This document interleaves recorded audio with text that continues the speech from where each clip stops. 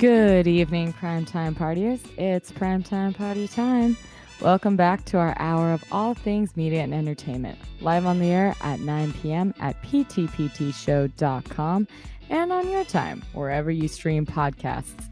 Tonight, we are going back in time for a feudal fairy tale. The one and only Inuyasha is on for the PTPT Digest.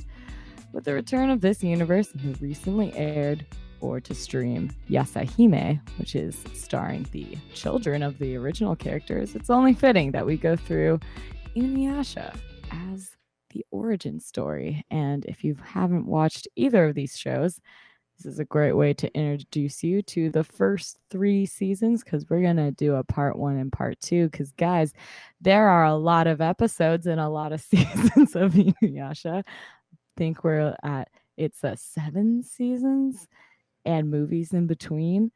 So it's a hefty undertaking in terms of time of watching and content, but it is one of my favorite shows, so I'm definitely like, time well spent. But before we roll into the world of jewel shards and demons and all that good stuff, let us do our toasts and roasts for this week. So, Daniel, what are you toasting to? What are you roasting to? I am toasting tonight to Summer Nights. Both the actual like idea of Summer Nights, the physical being of Summer Nights. It is summer as of this recording. And also just to say that little Rob was right all those years ago. I was cruising in the opposite direction of like what was left of a late sunset the other night. And it's just like the silhouettes of the palms in the background. It was just like all of the vibes. It was just perfect. And yeah, I don't know. Dude just nailed it. It's a great time of year. It's a wonderful just feeling, temperature, the breeze, everything. Yes. Perfect time for a perfect day. Summer Nights, and because of that, I feel like at one point my primetime party time memoir is going to be all the things I should have roasted, but I just don't have. Once again, it's what 4th I of July could weekend. have roasted Yeah, by Daniel. Yeah. It's coming, but for tonight, I don't know. We're recording this at the tail end of 4th of July weekend. Technically, it's still an observed holiday. I got nothing to roast really tonight. I know. It's that kind of glow of not having to work today that makes us not want to roast as much as we normally would. So. And I agree. There's nothing like the summer nights weather. It just makes you not really even want to stay inside because you're like, I should just be cruising. Yeah, just be taking advantage of those like perfect evening temperatures, which, we are from Southern California, so those will last well into almost November. yeah, we got no shortage of them left. We are just, I think one of my friends told me I used the phrase June gloom like I learned a new word because I used it so often. And I was like, in San Diego, we complain far too much when we have May gray or June gloom because we're so upset it's not perfect weather outside. Yeah. But July, it's like, it's here. It's our magical weather. So we're on cloud 9. If there were any clouds. No. So my toast is an interesting one. I feel like in the era of all things streaming, I had this sort of like craving for the kind of movies that are almost always airing on some cable channel, like as a comfort thing. So I watched a bunch of them this week and it just felt good. That's amazing. Yeah, like I watched Miss Congeniality, which I actually think was darker than I remember. Oh. Like I remember it just being, this like kind of rom-com, but she's an FBI agent. But like the person who's evil in it, I'm like, oh, like you're actually like at the end, like totally like who's in this? What is it? I didn't actually know what this. Sandra Bullock. Oh, that's a Sandra Bullock movie. Like the villain, I can't think of her name, but she's also plays the kind of curmudgeon-y mom in Sweet Home Alabama. Another great movie that's usually always airing on cable at some point. But also the main one that I really appreciated that I thought, will I appreciate this or will I find the humor too immature? And I did not, was Happy Gilmore. I rewatched it and I was like, nope, still hits the same. I still love it. That's great to It's hear. great. It's, I think, also from someone who played a form of hockey, it is fun watching people be like hockey people in the golf realm. Because I tried to golf once, like a couple years ago, and I felt the same thing of just like being far too aggressive. It's definitely a little bit of a thing.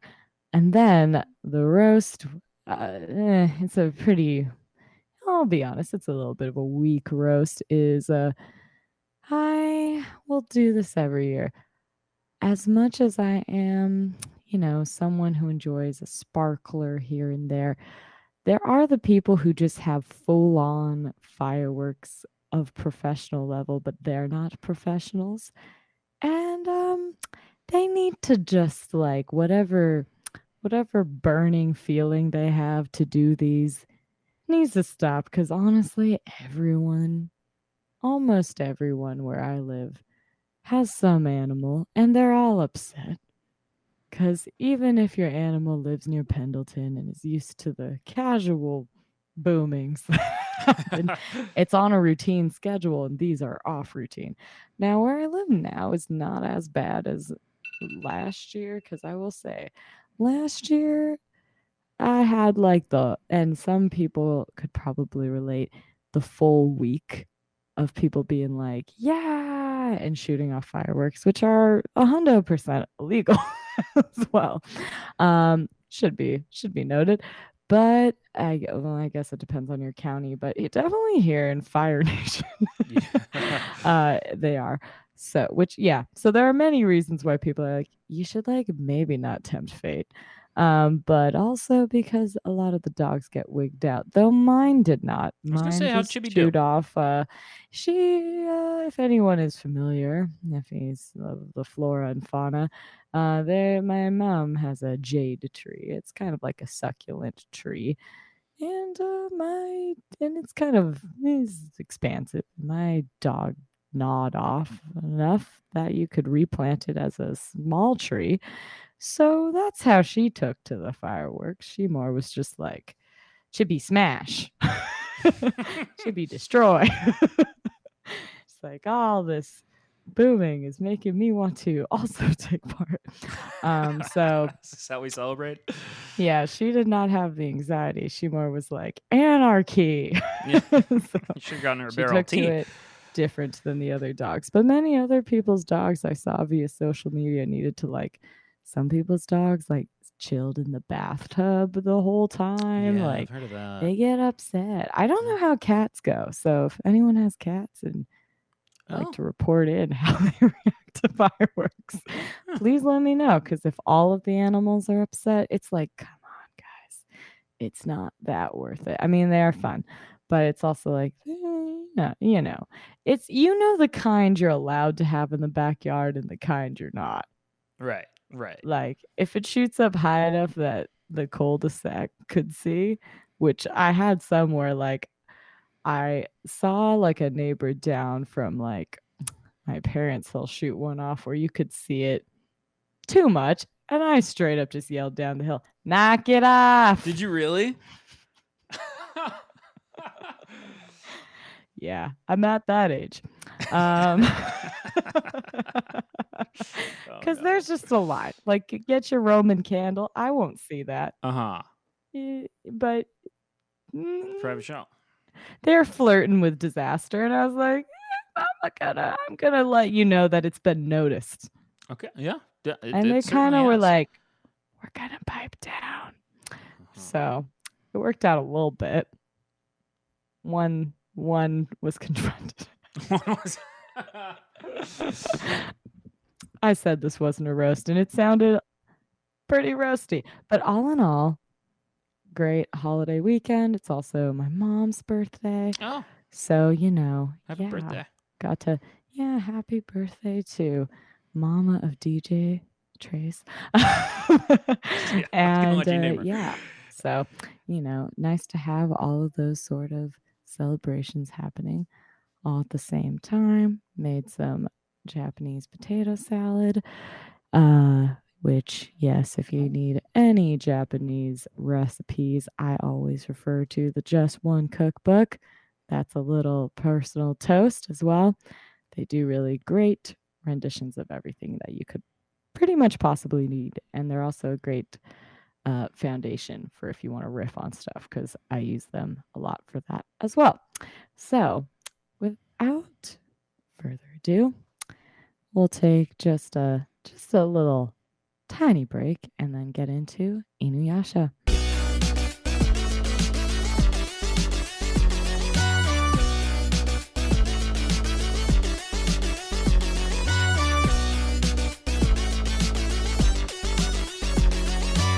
Right out of the 4th of July here in California and into feudal Japan. We're talking about Inuyasha. Finally, we've been talking about this show for a while, and admittedly, it has taken me a while to catch up. But here I am. I'm 81 episodes in. Tracy, what is this anime? Inuyasha is obviously an anime. It's created by Rumiko Takahashi, who is also responsible for a lot of landmark animes as well, including Ranma 1 and 2, and Maison Ikoku, and the most recent Yasahime, which is a continuation of Inuyasha.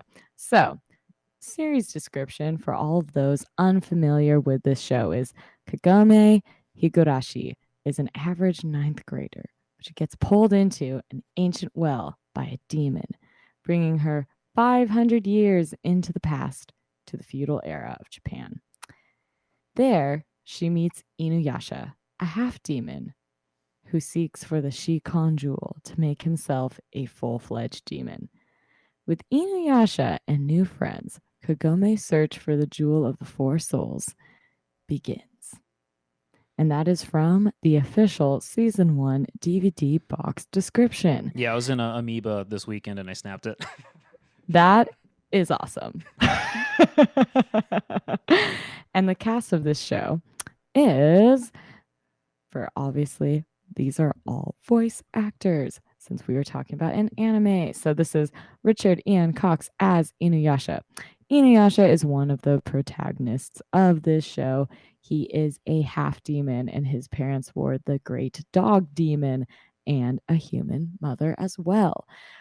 His character is seeking at first to become a full demon, but you'll kind of see where he feels about his acceptance with his identity by the end of the show. But definitely the seasons we're covering in this episode, he's still seeking that full-fledged demon.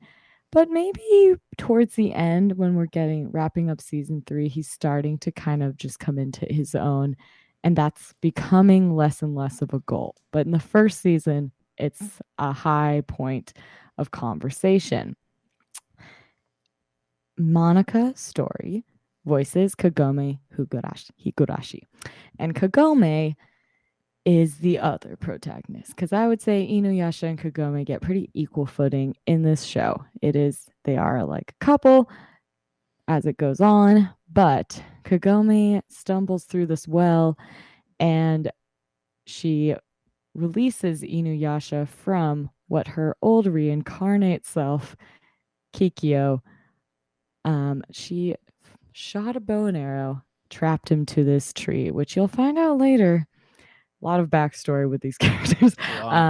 That this tree of life, which is a bigger character in the Yasahime series that comes forth. That what the tree year. becomes a bigger what? Yeah, so that's a bigger point. But the tree that Inuyasha is shot and stuck to, that becomes more important later. What? They've already gone back to the what? They really do. All right. Where are we? He's there, and he's kind of just in this subconscious, like not dead, not alive, just kind of frozen. And she, because she has the priestess abilities as well, pulls the arrow out, and he is back. And so he is kind of coming back to life as if no time has passed and is looking for the Shikon jewel. which because Kikyo, when she passed away, kind of buried herself with the jewel, it was actually inside of Kagome's body. And that's how she's able to travel back in time. And also, that's why demons were attracted to her. And it was somewhat of a ticking time bomb that eventually she would either get sucked into the past or demons would come to find her because the Shikon jewel is, and jewel of the four souls is just the English translation for it. It's all interchangeable. That's what is the kind of this kind of siren's call for all magical beings. So she comes through and she has the jewel, and then a demon, crow demon, tries to steal it. She has the somewhat ability that's coming back to her of Kikyo was like really good archer. So she shoots the arrow, hits the jewel instead of the demon.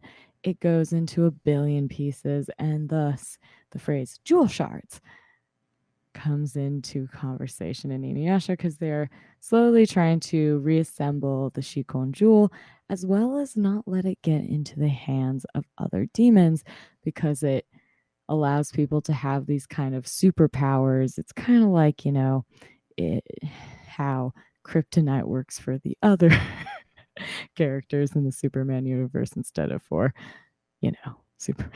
Right. But yes, going on to the rest of the cast list.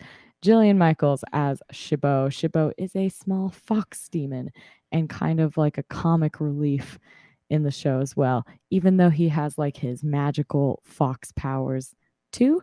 And I'd say when he's introduced, you're kind of, feel bad for him because a lot of the fox demons have been like killed off by other demons. But as the show goes on, he really becomes one of the gang, and the other fox demons like hear tales of him with the group, and he kind of gets this like reputable reputation, a little bit too much.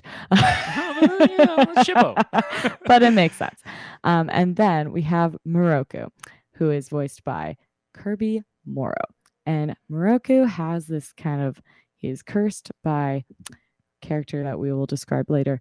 Naraku has a generational curse on his family to have this wind tunnel that goes through his hand where he's able to like suck things in. That's kind of like his power. It sounds a little bit not as glamorous when I say this on on audio, but it's basically like he can create his own like black holes and vortexes in his hand. And he also serves as some comic relief because he asks many people in the town to have his children, ladies in particular. So many characters on the show will playfully refer to him as a lecher. I would say, like, note this show and the jokings of were prior to this time, so people might find it differently. However, it is in a very slapsticky way. And he really is kind of just like supposed to be more of a Lothario, and he's supposed to be a monk, and it's kind of supposed to be that like, what's the word? Kind of like, what's the word? Like big shrimp, Big shrimp. The things that contradict the things. Like an oxymoron. There we go. Yeah. Yes. So speaking of big shrimps, no, I actually, more than anyone else, because it's like you said, like we have our two protagonists and we have our comic relief and the rest of the characters on this list that we'll get to. I feel like we kind of know where we stand as far as being an audience member to them. I really want to know what the hell you thought of Moroku watching this series. Yeah, Moroku is a really interesting and oddball character because at first you kind of don't know why he joins the gang because he doesn't really need to, but he kind of just wants to because he also kind of wants to get the jewel together in hopes of like ridding himself of the wind tunnel, because there's a thing of eventually you can't use the wind tunnel and you'll get sucked into it Yeah, yourself. it's like growing, right? Like Yeah. it was something that, and we'll get to the main villain of the show, but that was like a curse imposed on him, and it's taken out his previous generations of family. Yes. Eventually, it will suck him in as well. So Yeah. if Inuyasha, if Kagome, Shippo are all have these vendettas against this main villain of the series, Moroku's kind of like, well, this is the best chance I get. If this is the crew, like, sign me Exactly. up. One more It finishes is. out this crew. Who is that? And then, yeah, and Moroku outside of it is supposed to, because he's a monk, he kind of falls into the same realm as like Kagome in the spiritual priestess thing, where he does have some like kind of like scripts with like enchantments that he'll throw at people before he has to use the wind Oh, tunnel, right. which, you know, as the series goes on and you go into the sister series and he no longer has a wind tunnel, that's all he has left.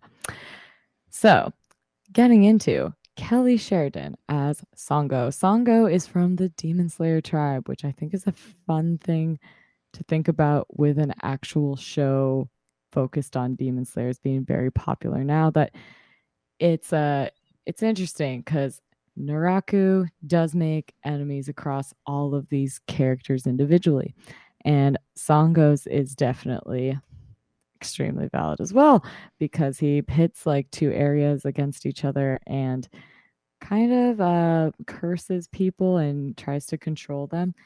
And in doing so, most of her family is slaughtered. So she definitely has her reasons for going against Naraku. Her brother, Kohaku, is also kind of on the brink of death and kept alive by a Shikon jewel shard and eventually healed back to life, but he kind of goes in between good and evil sides, and that's like her one kind of Achilles as a character, is that if anything happens to Kohaku, she's kind of not in the same space as she normally would be, kind of this really kind of fearless and cutthroat character who does not really, because she's like a warrior, she's not really like, that's her one soft spot, and everything else she's kind of tough love about. And she also has this giant, like it's a mini cat and then it turns into Oh, a yeah. giant cat that she rides around. So that's also it's also a good time. Yeah. And that's the um primary gang. yeah, that is like our crew of people fighting evil in the show.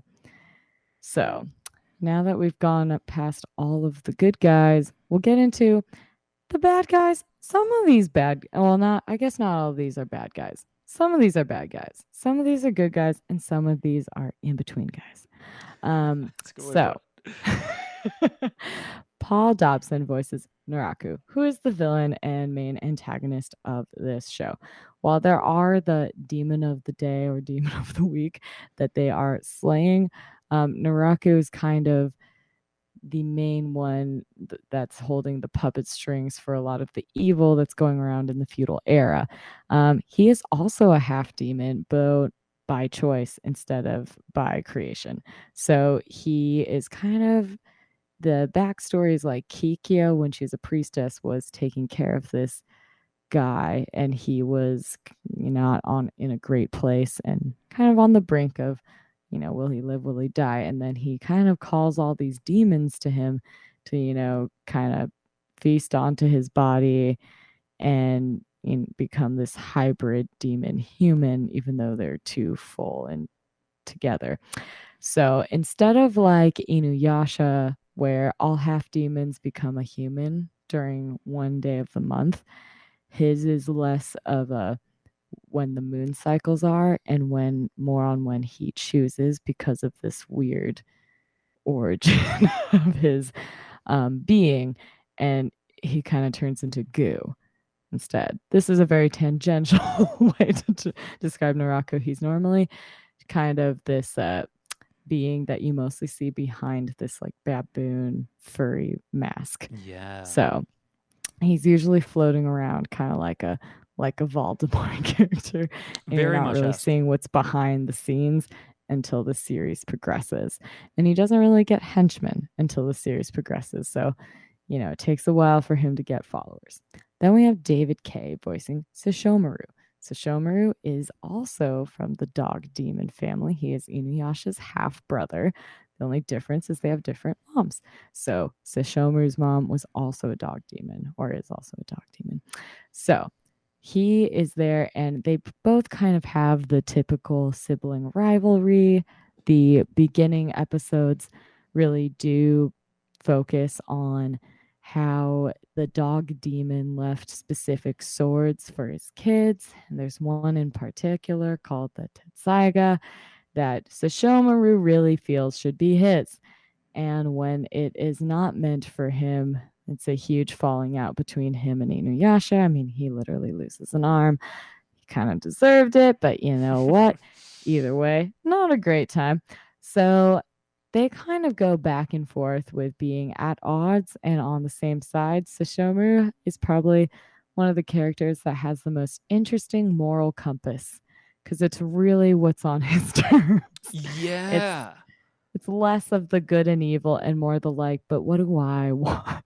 Yes, he's very, very difficult to sort of like pin down in a way, and a lot of the characters, as they learn more about him, Inuyasha included, and especially everybody else around, it's very much surprising as far as like what is Shishomaru's code? What does he actually believe in, and why does he as well often contradict himself? He's a great character. He's a great character. Oh, definitely. And it's why the second series, Yasahime focuses a lot on Sesshomaru and his daughters because he had a lot going on, and his whole crew is kind of like a side crew in the Inuyasha universe that he starts to build. And for the most part, towards the latter part of the series, Sesshomaru is helping out Inuyasha. But in the beginning, it's kind of hot and cold. There are situations where he's vaguely and morbidly curious with what Naraku is doing. And I wouldn't say he helps with any of his bidding, but he doesn't stop him when he easily could. And sometimes he does kind of go in favor of him because he more just he's kind of trying to follow the trail and see what he's really up to. And once he kind of figures out, oh, this guy's like really evil, he's like, yeah, that's not the same as me. So Shomer's there for revenge. He's not there to really like take anyone out. So and as he goes on, the kind of ice starts to melt and he warms up. Yeah. Then Willow Johnson voices Kikyo, and Kikyo is the original priestess and original romantic interest of Inuyasha. So she originally promises Inuyasha he could become a whole human if he got the Shikon jewel, and they could, live their lives together as a couple.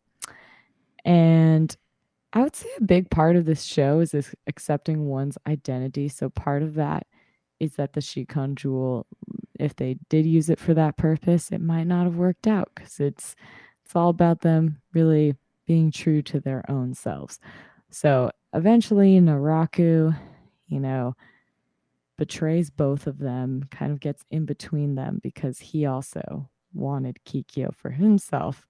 And that's kind of how this whole story becomes, because the only reason Kikyo shoots an arrow to trap Inuyasha to a tree under a spell was because Naraku kind of took on Inuyasha's identity and kind of like a facade using magic and tricked Kikyo into thinking it was him, and he slashes her and says that he wants the Shikon jewel to become a full-fledged demon, which isn't far off because, once Inuyasha wakes up, he's like, yeah, I could do that. So there's that. But that is how Kikyo is kind of introduced. And then early on in season 1, she's brought back to life a little bit by some Urasue, who is the witch that is not very important, except for that she keeps bringing people back Totally from forgot the about dead. that.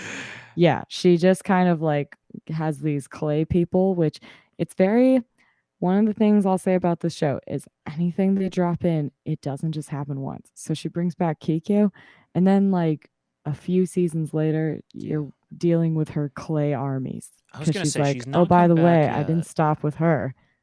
I Wow. was. She just keeps busting Good for people her, out. staying busy off screen. You know what? Yeah, she's like, I got a business to run. I have mayhem to ensue. So Kikyo is the original priestess, and so she gets brought back to life a little bit because, Kikyo holds on to her soul, but there's just like a little fragment that lives on as Kikyo. And so she is still kind of holding a place in Inuyasha's heart, a little bit more so than later in the season. Later, it becomes kind of more of like a, oh yeah, that was, first love. That was then, but this is now with Kagome.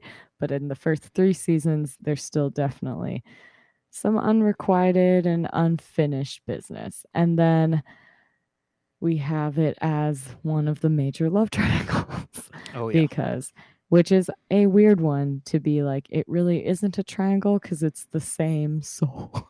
Yeah, but it works and yet it's still so it well. does. It does. It works really well. But yeah, Kikyo kind of also does good, and then when she gets brought back, she's a little bit evil. Yes, She can whereas be sabotage and betrayal. every time Shishumaru leaves for a couple episodes and returns to the action, he's a little bit more he's a little bit more of like a good guy overall. And every time Kikyo will go away for a while and come back, she's a little bit more antagonistic.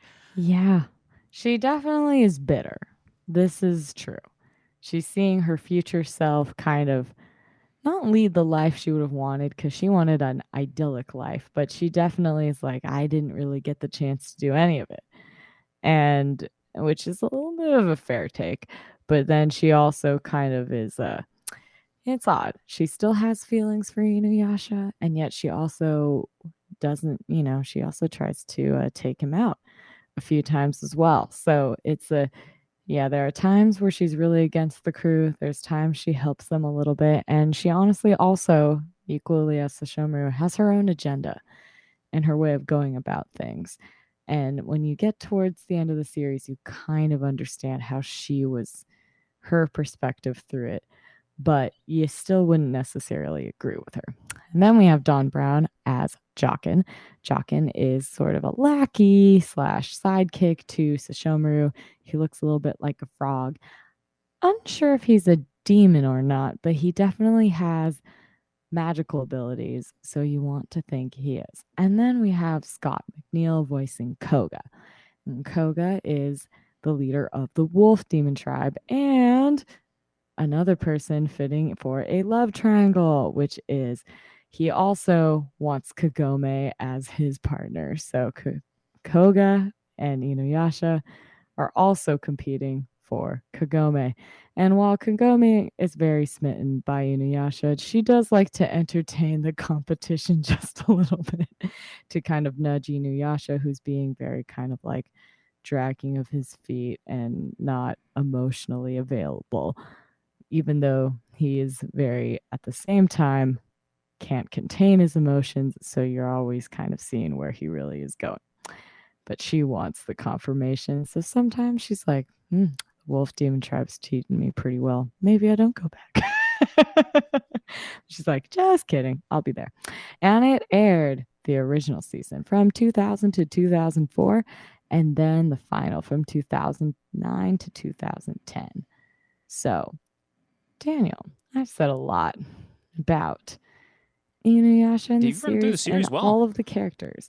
But what is your history with this show? So I only watched Inuyasha as a kid, specifically because of when it aired, actually, and a lot of its cast. So on Saturday nights, they were airing repeats of Transformers Armada when I was in elementary school. And that was the end of like the Cartoon Network block. And then Adult Swim would start at 11 p.m. and Inuyasha would air. Inuyasha shares a lot of the cast of the Transformers franchise around the time, namely Kirby Murrow, His Moroku is instead Rad, who's like a 10-year-old. Scott McNeil voiced half of Beast Wars and voiced his voice is very similar in Armada, which was airing at the same time. But the main three that like really stuck out to me when with watching both series were David Kaye, who played Shishimaru in Inuyasha, and Megatron in Transformers Armada. Don Brown, who played Jockin and one of Megatron's henchmen. It's a very similar role. And Paul Dobson, who plays Naraku and also plays a very similar role as kind of the puppet master villain who is manipulating David Kaye's character in both series. So there was a lot of overlap in the voices. Yeah. And I was I don't know why I knew this as a kid, but I was a massive David Kaye fan. I loved his voice work as Megatron. And they kept bringing him back year over year over year. So like even if I felt that I was out of the series for a year and I'd come back and they were doing something new and I was like, oh, but it's him. Like it's the same Megatron. Like I'm in. And so when you see that these voice actors are also in other series, you're like, well, what's going on now? David Kaye plays a very different character in Shishimaru as far as like voice goes. And obviously he's much more antagonistic in the Transformers franchise. But yeah, I was like keenly watching the series. One, I think my sister liked it a lot and we would use it to stay up on Saturday nights. But two, I was just like fascinated with the overlap in voice work and the overlap in how the characters interacted with each other between both series is just being so insanely similar. I don't know if it was just because they were the best in the business at the time. But yeah, it's really interesting that Paul Dobson was manipulating David Kaye's character and Don Brown's character was just kind of the loyal henchman in a way. I'm sure I watched a lot of the series in that way. I recognize a lot of the end credits songs like as I'm revisiting this. I don't think I've recognized as much of the scenes yet. I was kind of looking at thumbnails right now. The series is on Hulu, Inuyasha's. And I'm recognizing a lot of the thumbnails and storylines from season 4 on, I want to say. But I think I also saw some too. I distinctly remember Koga, obviously. And yeah, so that was kind of, I never really followed the story. I just kind of knew that, oh, if I'm watching this on Saturday nights, it's my lead-in to Inuyasha, and I'd watch some of that as well. I imagine you followed the series a bit more closely, a bit more serialized like. What's your history with this? Yes, I can roll a lot of Inuyasha off the tongue. I also watched it via Adult Swim. I remember staying up late, and it was kind of like my nightcap. I would watch it. I would make either popcorn or some like instant noodles, and that would be the way I unwinded before waking up not too much long after for school. So it was, and I remember being it kind of scary when I watched it as a kid. Some of these demons are dark. Yes. Yeah, and it can be dark. I will say watching recent like dark animes being like they're darker now. Absolutely. And part of it probably also has to do with the evolution of animation with just being like the things that you see now have like a visual punch. Yeah, nobody well. watches their mom get eaten in half or anything in the first episode of Inuyasha. No, and that's something we'll talk about later. They do not do a ton of killings on this show. And they have a giant cast.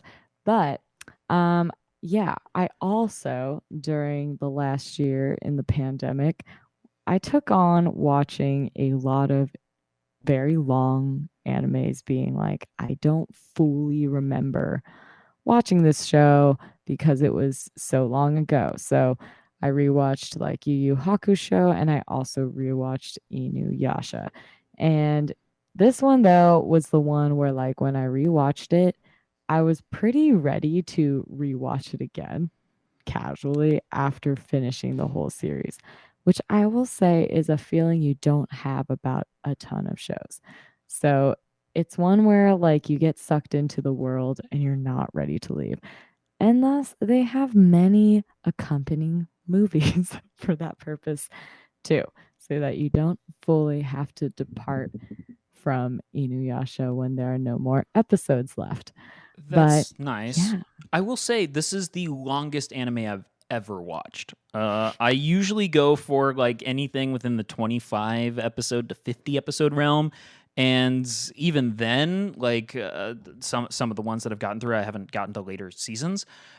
Inuyasha is the only like 100+ episode Oh, anime I've really? ever taken on. Yeah, I've never really understood how they work. Like, my understanding is One Piece, which started airing when we were kids, is like still going. Yeah, I And have not taken on One Piece or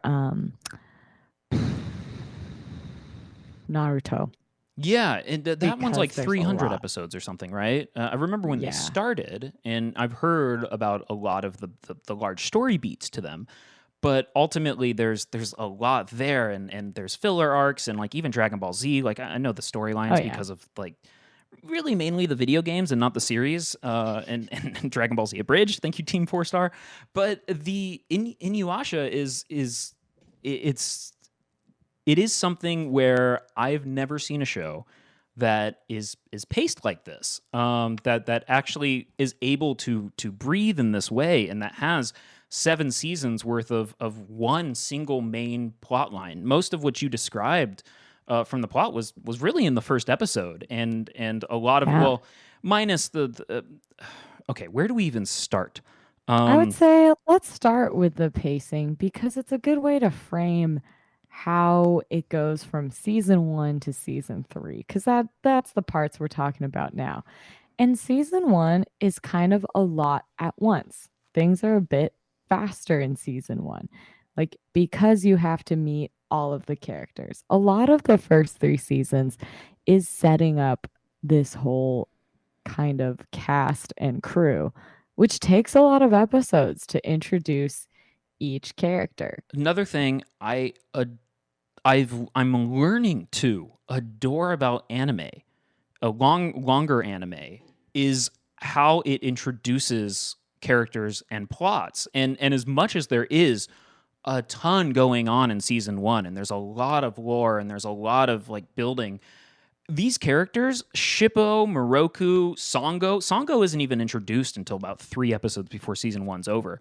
Yeah. Anime, it introduces characters, I don't want to say a slow way, but I'm seeing it a lot in longer form. Like Dragon Ball does this as well, where in the beginning you have like a small cast, like it's Inuyasha, it's Kagome, it's Kikyo, and what, Kikyo's sister Kaede.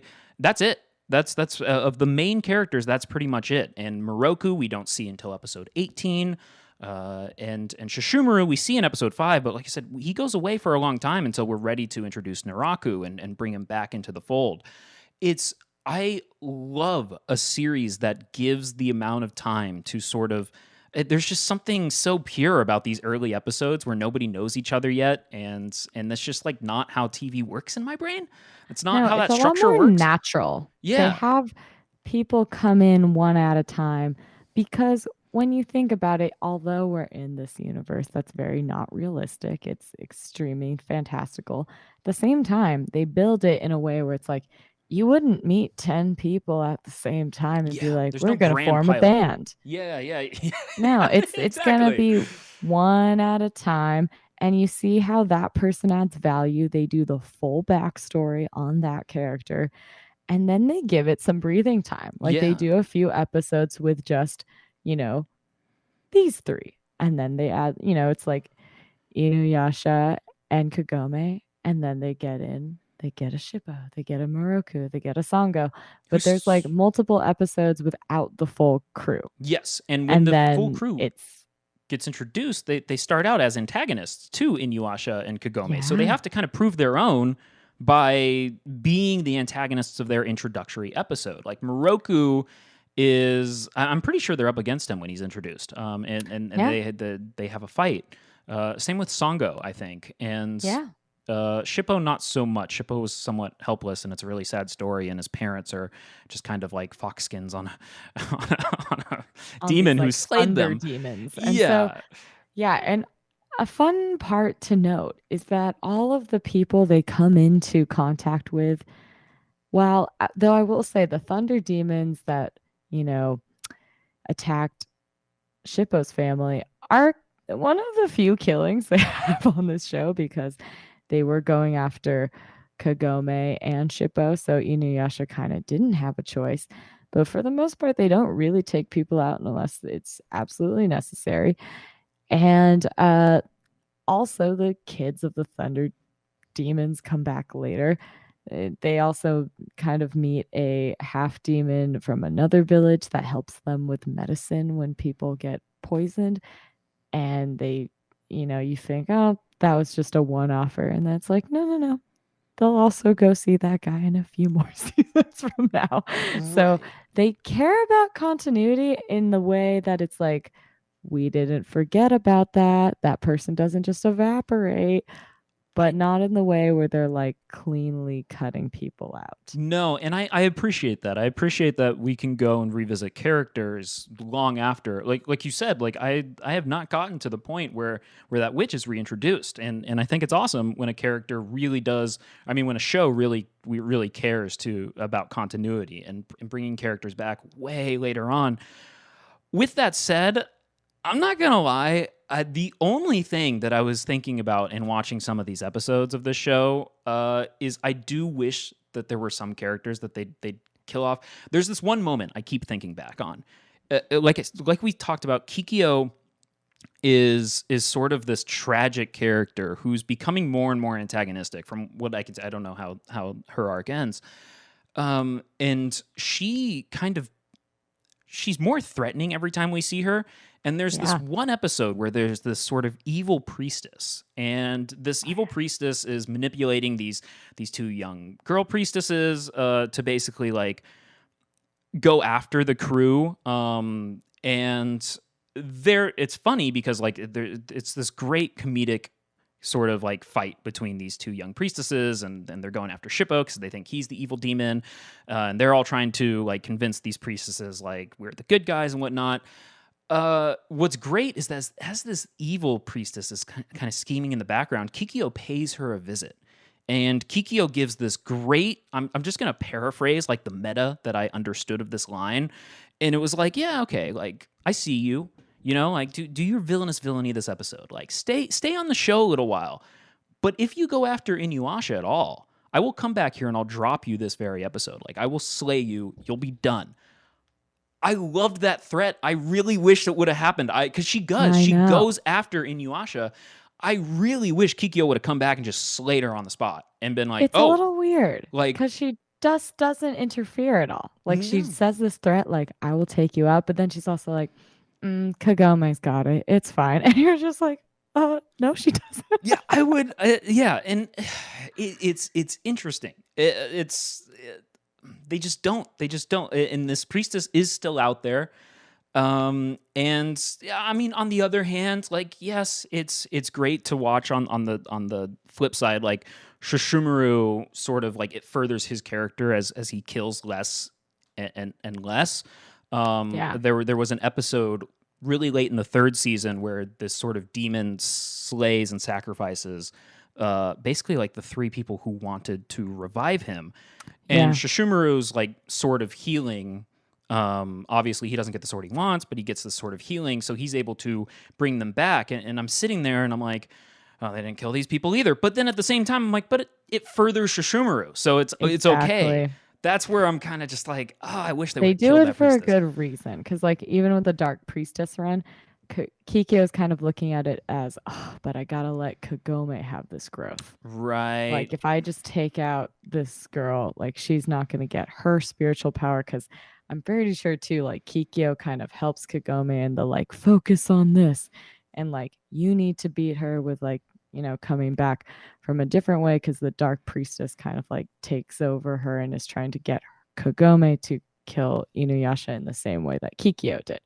And so Kikyo is kind of doing that thing of like, you must be mentally strong and break out of this curse and kind of being like lending herself to her future self in this weird way, even though she totally says like, if you step on my turf, I will get you. And then this woman's like, I will Kikyo. just dance around your turf Yeah, and you'll do nothing in a way. She kind of overstepped. That's the only thing, right? Like, I believe Kikyo when she says a threat. She's like, yeah, like when she tells another character that, like, you expect her to follow up on that, but like you said, like it does, like it serves story It purposes, furthers more important characters' arcs. So right? you get why they don't fully, kill people off in that sense. Like a lot of the stuff where characters or kind of background people get offed is just off camera in the show Yes, because they'll like talk about it, but they're like, this isn't a very bloody or in a weird way, even though they're almost always in sort of combat, it's not a very violent show, I would say. I don't know if I have the wrong barometer for that because maybe someone would watch this and go like, I don't know. I feel like they fight a lot. they fight a but lot, but like but it's kind of more in this like, I mean, they do slay the demons, like the bad ones, but it's also, I will say, yeah, like that's it's an interesting thing with this show comparing it to say like the Demon Slayer show of now.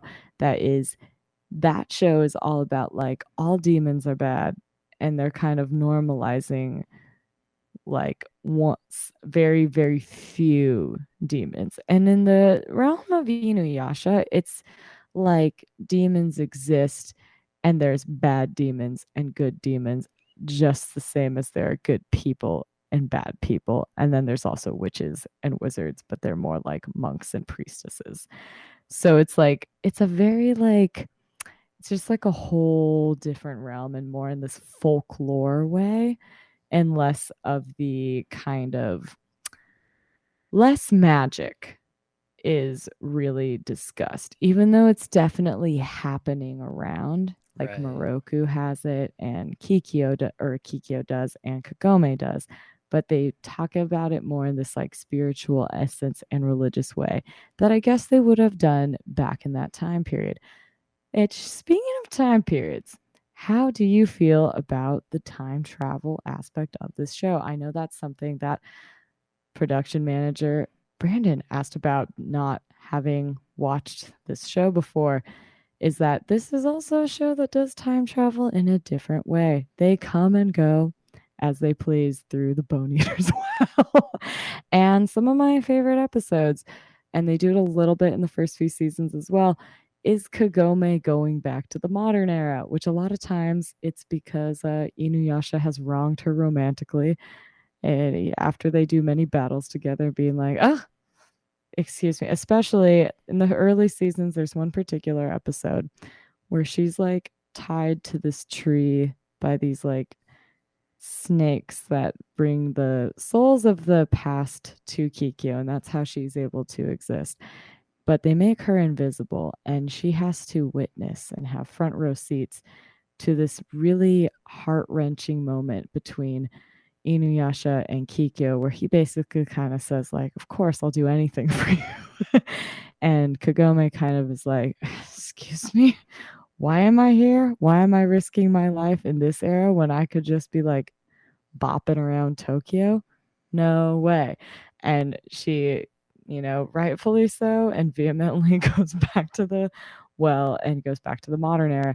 And it begins this tradition of Inuyasha doing the wrong thing, Kagome storming off to the modern era, and eventually he kind of will follow her back and help her out in some way. And a few times during the first few seasons, they also have demons that kind of make their way to the modern era, and they have to go back and take care of them there. There's one where it's like a kid from a burning building kind of starts to have like a becomes like an angry ghost. And so they Oh have yeah, to I remember deal that with one. that. And they have also some sort of part of a mask comes to life. So there's like a few where they have to go back and do that. Later on, it's definitely a bit more campy when they go back to the modern era and they're just like, oh, yeah, let's go to like Japanese 7-Eleven, get lost snacks. Ninja food is what they call it.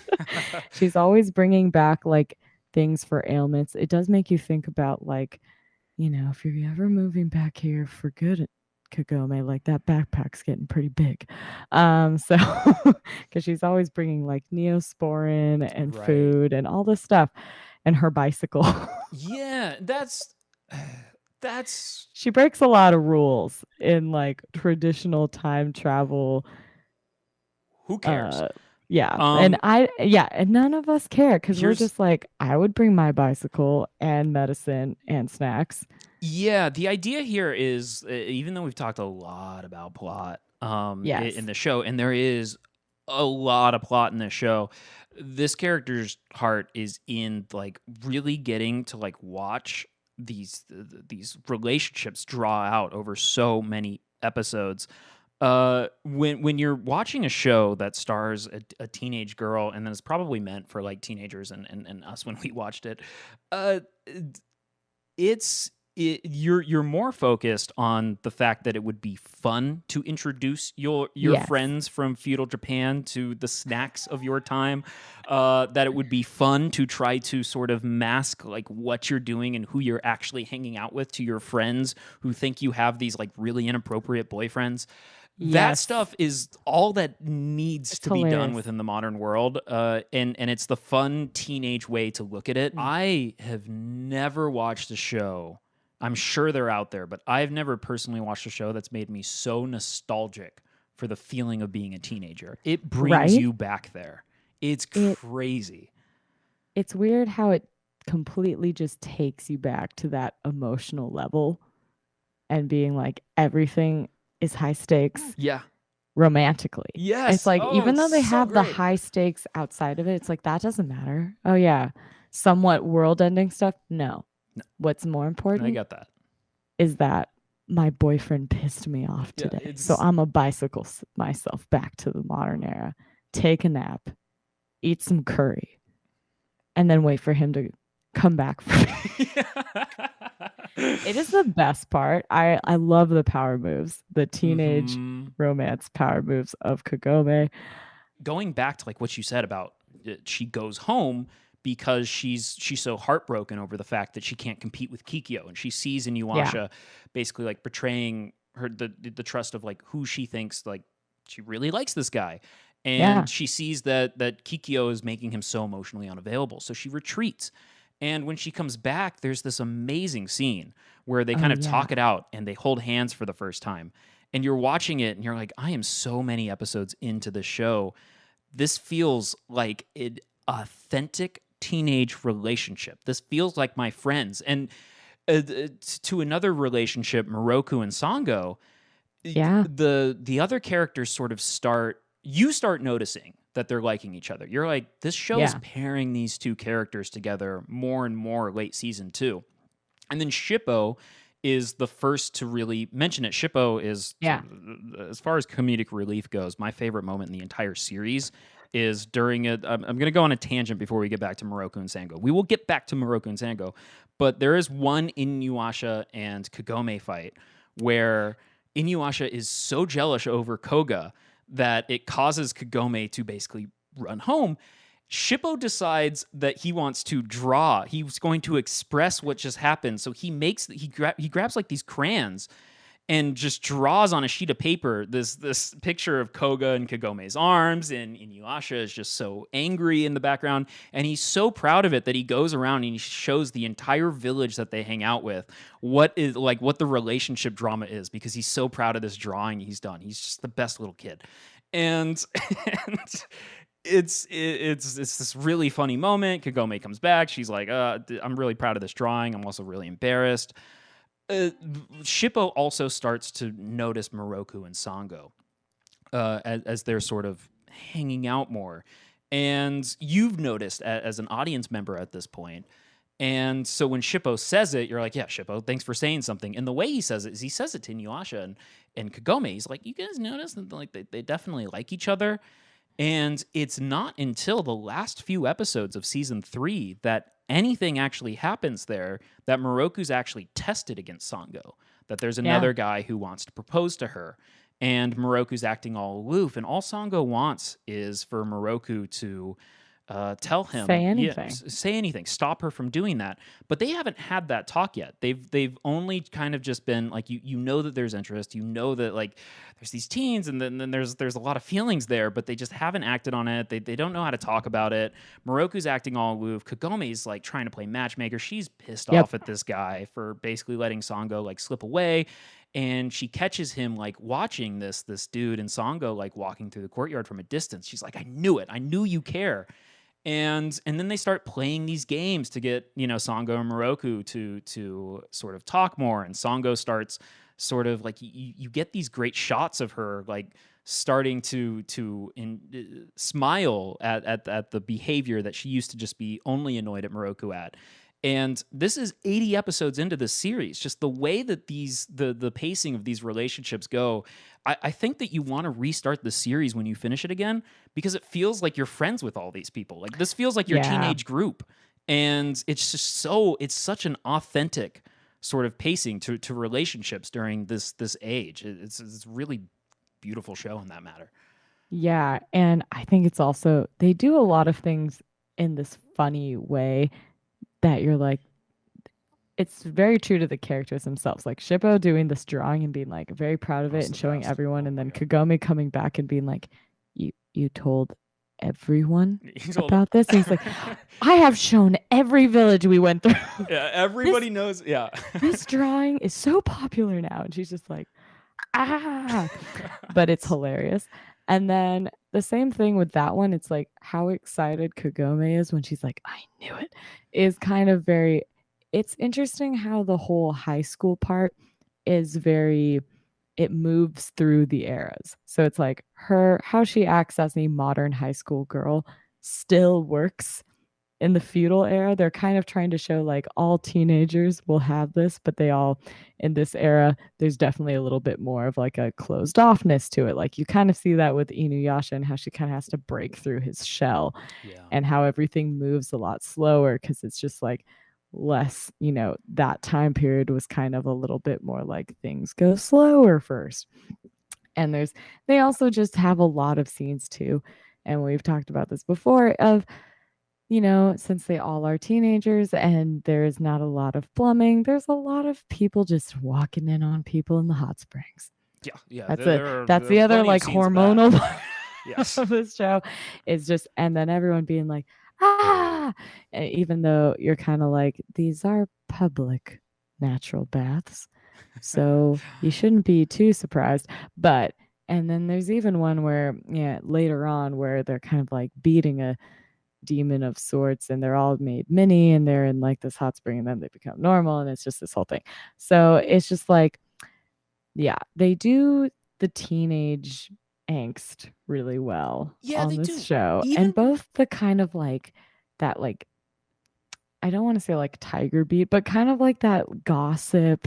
They want to know what's happening between the group, but not in a way that seems catty or no. mean spirited. It's just kind of the like, ooh, what's happening there? We all kind of thought there was something. And I do like that, like, the townspeople do sometimes like chime in on it Oh as yeah, well.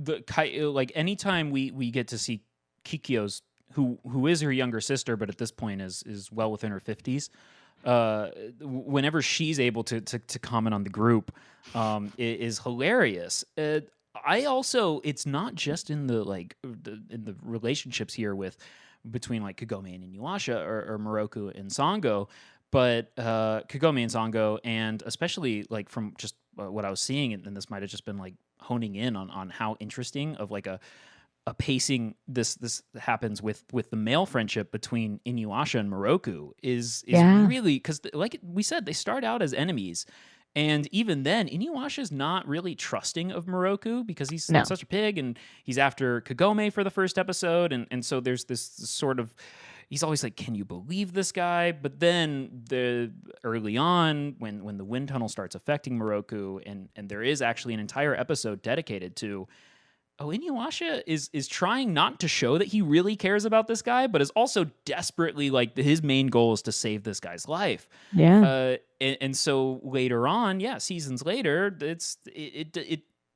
when they're just kind of hanging out, and it's Moroku and Inuyasha's turn for the hot springs. It's like, oh yeah, it's like these guys are best friends now, and we saw it happen. Yeah. And yeah, I the pacing of the show is so weird, and I've like I said, I'm new to longer anime. Yeah. I don't know if they're all like this, but this pacing's incredible. A lot of them are. And I feel like though so there could be a reason that say other shows and other media forms of television don't do this because I would say if you think about a lot of superhero shows and other things like that, they start with everything more fully cooked, but then they're able to do these kind of like origin stories, spin-offs. And in these, you kind of wouldn't be able to as much because they take their time where you're like, well, I do know where that character came from because we took a few episodes to introduce them. Like you could do separate arcs, but Right. I kind of know what I need to know to do the series Right. instead Right. of them all just being there up front and being like you're kind of just taking on the okay, all these people know each other. It'd basically be like the way Inuyasha is, there would be just no season 1 and you would just come in on that show in season 2 and you're just supposed to be like okay, these all these people are together would be how a lot of different shows work. Yeah. So So that's yeah. speaking of seasons, Yes. my understanding, I've that's another thing is I'm not quite understanding the seasons here. I guess in the show, maybe anime in general. It's so season 1 is the first 27 episodes of the series, and Yeah. that's how it's listed on Hulu, and that's how it's also listed on the DVD box set that scouted at Amoeba. But as far as like the credits go, it doesn't always line up, and it's very difficult. Like even as far as some arcs go, though, I will say at the end of season 3 was the first everybody's involved in this big conflict with Naraku. Yeah. And there was kind of like a changed sort of status quo that we get to go into season 4 in.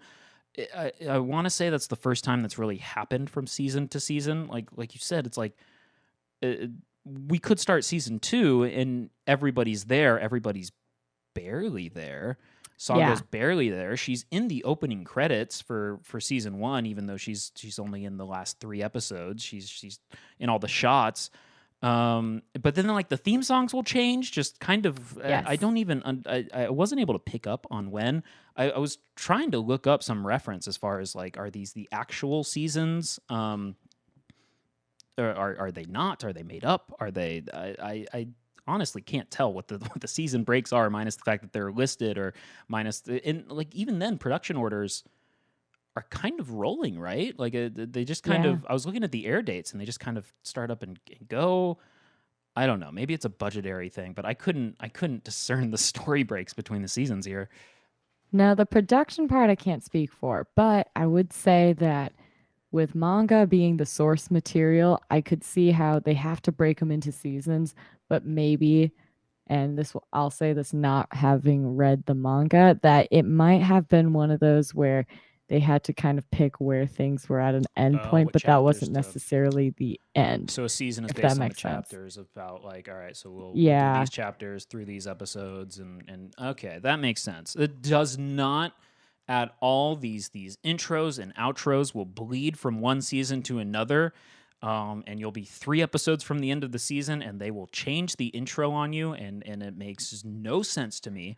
That Though, is particular to Inuyasha. So, like okay, most animes, the theme and intro and outro changes per season, but Inuyasha, they really play with the music a lot a and the lot. intros and outros a Maybe lot. that's I what would I'm say a confused on. little bit more than others. The song that's like Oh yeah, that's the first one. That's the main theme, right? that's like the It's main an theme, and instrumental theme. even when they change the intros and outros, that music will still Right. It's the play. big triumphant battle music. Yes. Yeah. And that's kind of like I have no idea what the song title of that is called, but it just seems to be like the Inuyasha, fight sequence Yeah, music probably. usually. And it'll come in, yeah, anytime usually he's like, you know, deep into battle and hitting his strides. And it's also the beginning intros from in the first season for a Right. little bit, and then it comes back in like the fifth season, I think. They go Wild. through a lot. I mean, I like a lot of the outro songs too, where I'm like, oh, that one's great. And then they'll change it and you'll be like, I don't know if I like this one as Mm. much. There's a lot that I'm you currently could on an intro do. sequence where I'm like, I'm not sure this is my favorite one. Because there's so many that you're like, I don't know, I like these two better than these two. Yeah. And you're Well, like, also, like, do they have enough time to just like keep trying different intros and outros out? You are a little curious you're a about little that. curious. I will say what something to maybe compliment about them is they tell story in these They outros, do. which was wild to me the first time that I realized that. I think the first intro, which is set to a song called "My Will," that one's really cool because it shows a lot of Kagome going back to uh, like the modern day world and whatnot. Yeah. But the second outro that they do, I forget what the song title's called, but it's mostly Shishimaru and Jockin on like an Yes. adventure, which is really interesting because they are not featured at that point in the series hardly at all. They might show up Barely. once. So this feels like what they're doing outside of it, and they come across this slain demon that I think is the demon that Inuyasha faces later on that slayed their father, right? And like there's Yes. this like one shot of like Shishimaru just like looking up at this demon attached to this tree with this, I think it's like a sword or something, and you're just kind of like, all right, like that's a really beautiful shot of Shishimaru's little adventure that happens in this end credits, but to see it be a precursor for a major event in the story almost a season later, it's so cool, but it's They so hint. weird how there's no structure to that I can discern from when No. this will change or when any of these intro outro sequences kind of go. Yeah, it's really really weird. Yeah, I'm sure if you studied them closely enough, there are probably some Easter eggs here and there in the Mm-hmm. intros and outros because it is kind of like how you piece together, like, okay, like you if you hadn't seen it before and you see the intros at first, you are kind of like, oh well, where are all these characters coming in? So then when the episodes do show up, you're like, that's that person I keep seeing and was wondering when I'd see them. That was Songo for me. Yeah. Yeah. And I mean, Sailor Moon is really similar with that too. Like they introduce each scout like slowly, but you see all of them all together in the intro and you like are kind of like when do I get six? Why or do I only have one right now? And Oh. so that's how Inuyasha is too. I think a lot of these I guess we would call them like long form animes is Yeah. that's how they would go through because it does seem like current ones have a shorter episode count per season because yeah all of this era because like Sailor Moon was the same where it's like 40 episode seasons for the most part and Inuyasha is not too different. It's like I would say Right. maybe at the shorter side 25 to 45 episodes. And you'll look at season to season and be like, some will have 10 more than the other season, some will have less. And it really just depended on, I think, like what point, cutoff point they were trying to get to Right in the in the chapters. storyline. Yeah. Hmm. So even though it doesn't always seem like a natural ending, but then when you kind of continue to watch, you kind of get it where you're like, it's the part that makes the most sense. So Right. yeah, it's the pacing is odd, but I think we're both in agreement that it does allow you to kind of, you know, slowly get to know each character and get attached to them. So then when everything happens, like both relationships and also bigger plot points and all these people in the background that interact with the group quite often who, go away for a while and pop back in, you are more invested as it goes on. And they even take their time introducing the villain. You have no idea who the villain is really in the first season. You It's kind of true. just know that they messed up this jewel and like people are after it, but you don't really get the significance of how all of this chaos came to be. It's not until I think late season one. I want to Yeah. say I don't really remember. I made a lot of notes watching this show, and I realized like even the Shippo moment with the drawing. I labeled the episode. I think it was 38, but I realized I didn't care because they didn't feel like episodes. No. They felt like moments that you had with Yeah. these characters. And there's some point pretty late in the series where they finally do a jewel shard like exposition episode where they do an Oh entire yeah. episode about like what the Shikon jewel is. Inuyasha has this great line where he's like, "Great, Doesn't change story. Does not change my character motivation. Like, let's just keep going.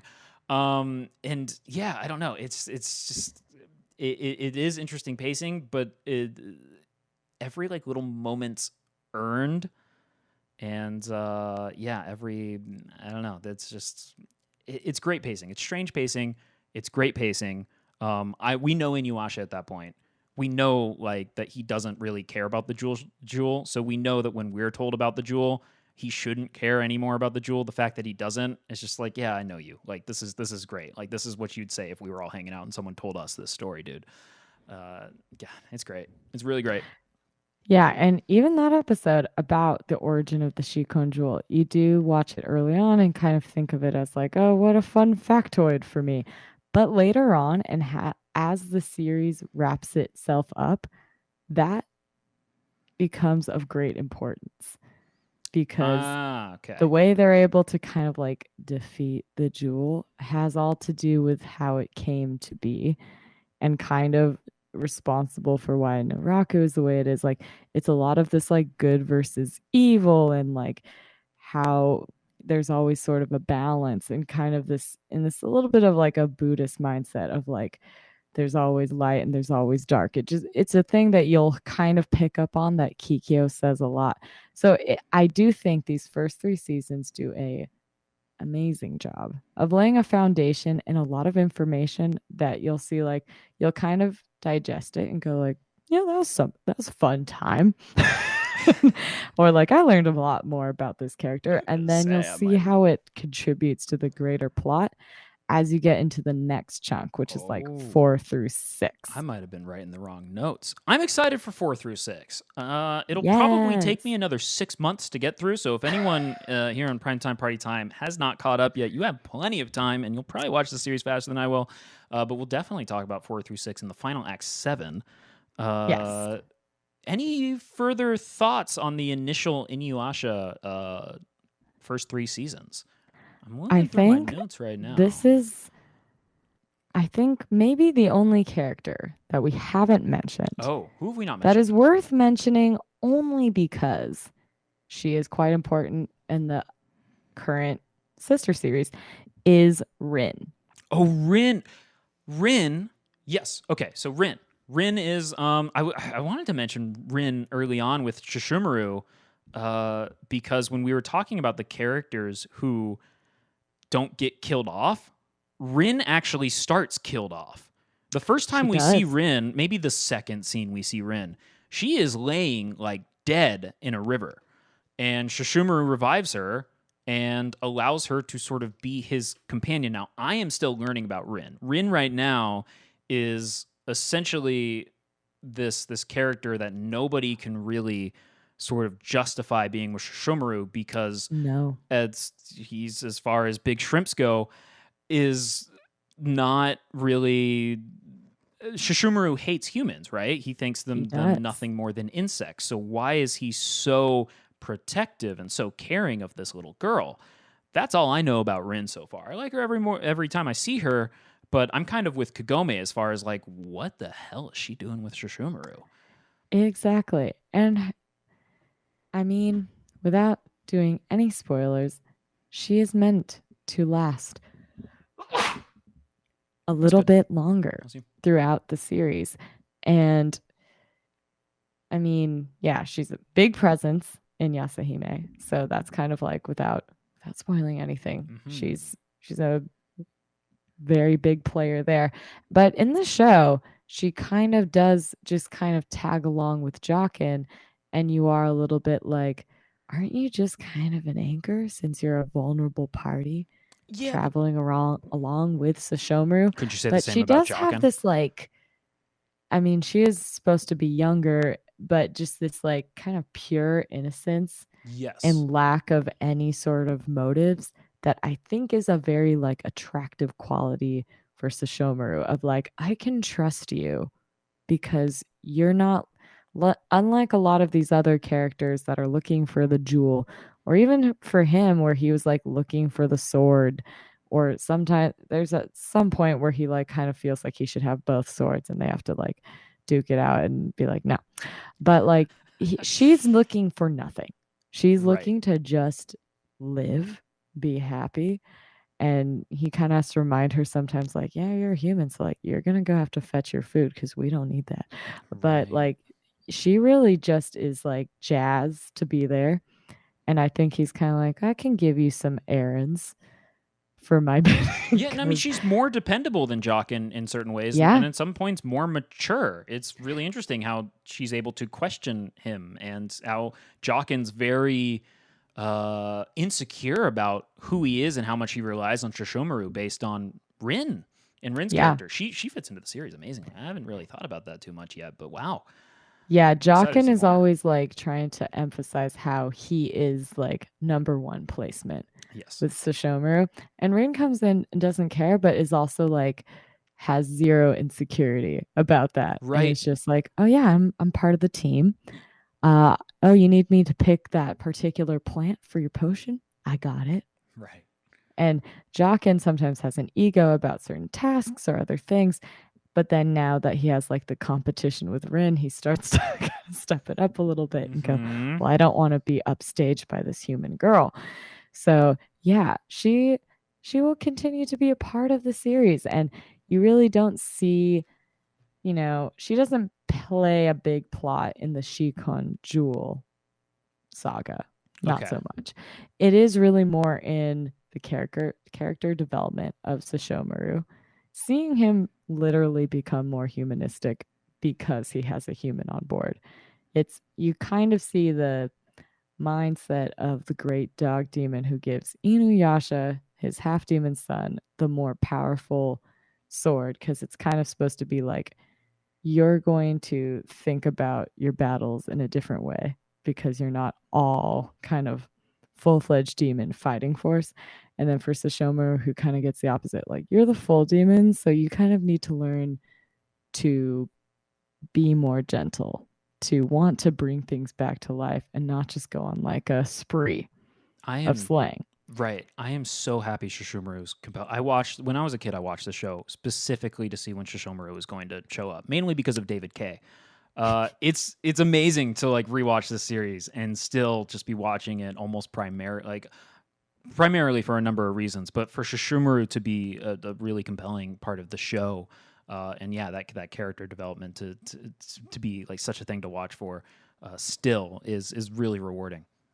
I'm so happy Then about you that. will love Yasahime when we Oh, get to that because that show is definitely more Sashomaru centric than Inuyasha. So, and I think that means there's definitely more than just you in the fan base that was like, we want more about him. Like I his involvement needs to be a little bit more center stage because we feel like we've gotten a lot of Inuyasha's situation, which I think is true. I think when you do finish the series, you will feel this kind of like, I mean, as much as you want the characters to go on because you really like them, like they do a good job, like getting everything out. And even when the new series comes on, you're like interested to see like how time has passed and what has gone on. But you do feel comfortable in how Kagome and Inuyasha have gone through.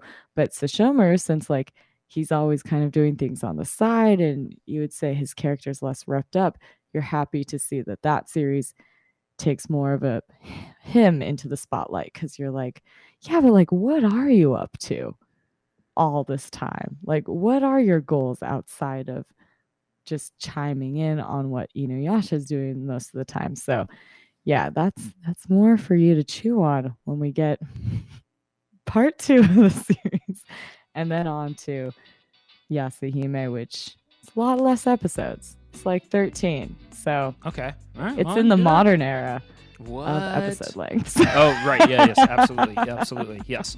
But 4 through 6 first. And yeah, this was episode 26 of Primetime Party Time. Thank you for joining us. The show could not have been made without these following amazing people. We were talking. Our artwork was done by Fen. You can find her at Fen Latte on Instagram. That's at Fen Latte on Instagram.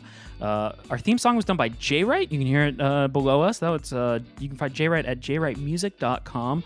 Our website is in thanks to Coco. Our production manager is BMAC. I'm not sure. Oh yeah, okay. It looks like the J Wright theme has a little longer to play out. Yeah. Thank you, Just the Facts, MJ, Fen, for being here tonight. Yes, thank you all for being here. This is also for what normally would have been Comic-Con / Anime Expo month. So we are having some more episodes on Top Anime for July.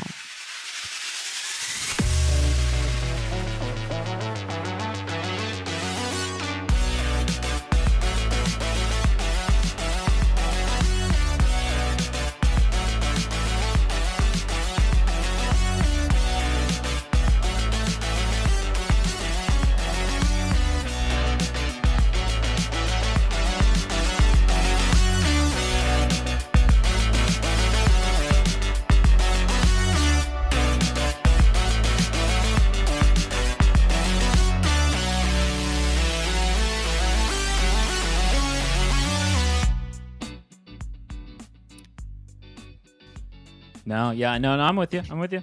You know? I was about to say something. I was like, No, we did it. We did it. We did it. We did it. We did Inuyasha. Yeah. Long time Part 1.